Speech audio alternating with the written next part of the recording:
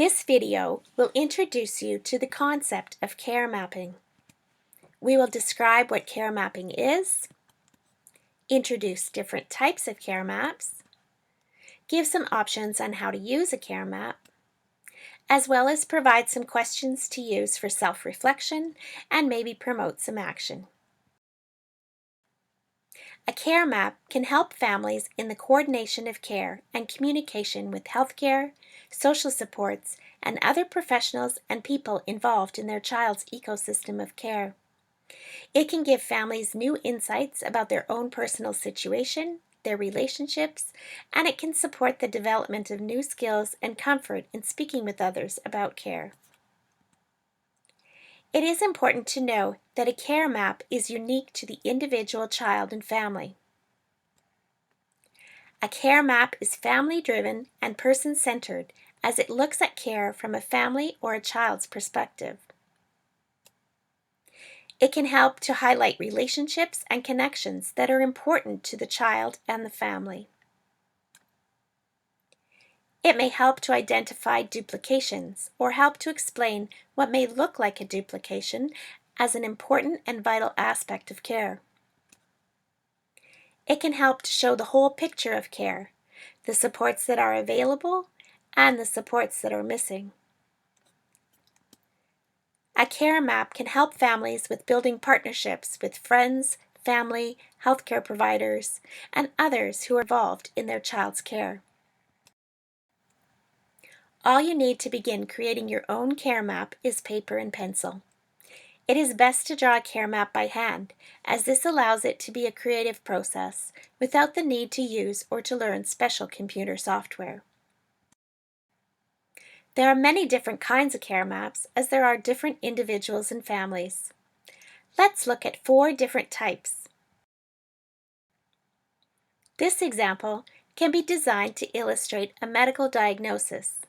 This care map can assist in understanding the child's diagnosis or condition, and once a care map is completed, it can be used to help explain a child's diagnosis or condition to other people who are involved in the child's life. For example, the family who drew this care map found it very validating. They would use their care map in conversations with their child's specialists to help set priorities in regards to the child's diagnosed needs. The family found it helpful to see everything on one page and then prioritize the important aspects of their child's care. This care map puts the diagnosis in the center and includes all aspects of that specific diagnosis, such as medical interventions, symptoms, physical impacts, and social and communication considerations. There may be other things that are associated with the child's diagnosis that you may want to add, or there may be things that you may want to take away.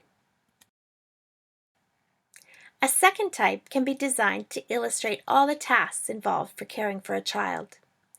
This parent found it helpful to write out all the tasks that were involved in caring for their child. They used this task list to communicate with their partner so they could both be involved and aware of all the tasks. It really helped them to delegate some of the tasks to others who were part of their child's circle of care. For example, it included care coordination tasks, such as coordinating appointments, keeping everyone informed, managing activities, researching treatments, as well as managing childcare. Direct care or personal care tasks, such as prepping and administering medications, bathing, grooming, changing, and dressing, as well as feeding. Social support tasks, such as playing, coordinating play dates, organizing recreational activities, and even supporting friendships.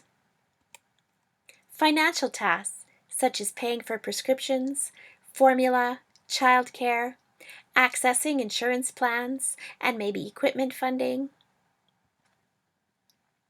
Medical management and advocacy tasks, such as booking care appointments, maintaining a care log, writing letters, reading reports, tracking observations such as weight, blood pressure, blood sugars. A care map such as this can assist the family in identifying all the tasks and help them in asking for help or even delegating tasks to others within their circle of care. This third type of care map can be designed to illustrate the many organizations and supports involved with a child. It can be simple, or it can include additional details depending on why it's being created and what you want to illustrate. For example, this child has severe allergies. This parent used a care map to illustrate all the organizations and supports involved in their child's life. Once the care map was drawn, it revealed the need for communication between the supports and services about their child's severe allergies. This helped the family to put the appropriate communication plans in place. It starts with putting the child at the center, with the family and community wrapped around it, and then adding the supports and systems that are part of a child's life. It can include community health care, such as your family doctor or pediatrician, therapists or mental health supports that are available out in the community. It can include hospital supports and clinics, school support and programs, social supports such as child care programs, community organizations, faith and spiritual care communities, and sports and recreational programs, as well as any financial supports such as insurance, community organizations, as well as government supports such as family supports for children with disabilities. This care map can identify all the systems that are involved in a child's care. The fourth type can help to illustrate all the people and supports in a child's life and really helps to complete a comprehensive picture of a child's ecosystem of care. This map was made for a young adult who was turning 18. The family used this care map to identify all the people who were in the child's life and help to identify who could possibly be involved in the child's life, as well as help to identify the gaps in care and the things that the family needed to consider as they supported a dependent young adult. This care map will include greater detail as it uses various techniques to illustrate different connections and relationships. This care map can be used to reflect on what supports are available, who is available, and how everyone communicates and supports the family and the child. This example again starts with the child at the center, with the people closest to the child. This can include family members, caregivers, and even their pets. You can use names versus stick figures, however you would like to illustrate it. A shape can be drawn around the people to illustrate who lives with the child. Friends, family, and neighbors can be added outside of the shape to show who is near but who do not live with the child. Extended family and friends who live farther away can be added to the picture, as they're important too. Groups, organizations can be added, such as school, community supports, clinics, faith communities, recreation, and child care programs. Lines can be added to show the proximity and how close or far away the supports and people are to the child. For example, do they live in the same community, in the same city, or maybe they live out of the province or out of the country, whatever is specific to that individual child and family. Solid arrows are used to illustrate anyone who cares and supports for the child directly on a daily basis. This can include parents, grandparents, other family members, child care providers, babysitters, neighbors. The thick lines illustrate the people with the most care responsibilities. Dashed color lines are used to illustrate anyone who occasionally provides care. Black dotted lines are added to illustrate weekly or monthly care. Colored dotted lines can illustrate anyone who supports you and your child from a distance. For example, pink was used to show the emotional support and care for the extended family. Double-ended arrows are used to illustrate reciprocal care when you care for each other. This map can be used for reflection and to understand the child's ecosystem of care, and help to identify how people and supports are being utilized, and if actions can be identified when looking at the big picture. Once a care map has been drawn, it may be helpful to examine it and reflect on it to see what it shows you and what you can learn from it.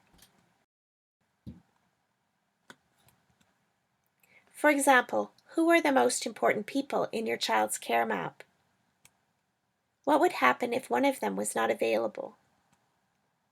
Think about how you communicate, coordinate, and negotiate issues with everyone. Are the different people aware of each other's involvement and what they each do? Have you forgotten anyone important? And how has this situation changed over time? After reflecting on these questions, some people may identify some actions they may want to take. What would yours be? Maybe asking for assistance from others?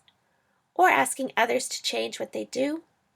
Or maybe it's simply sharing your map and reflections. Many families who have created their own care map express a feeling of satisfaction and pride at the supports they are managing for their child. You can use your care map to reflect on your child and family's experience and journey. To see the big picture, is there anything on the care map that surprises you?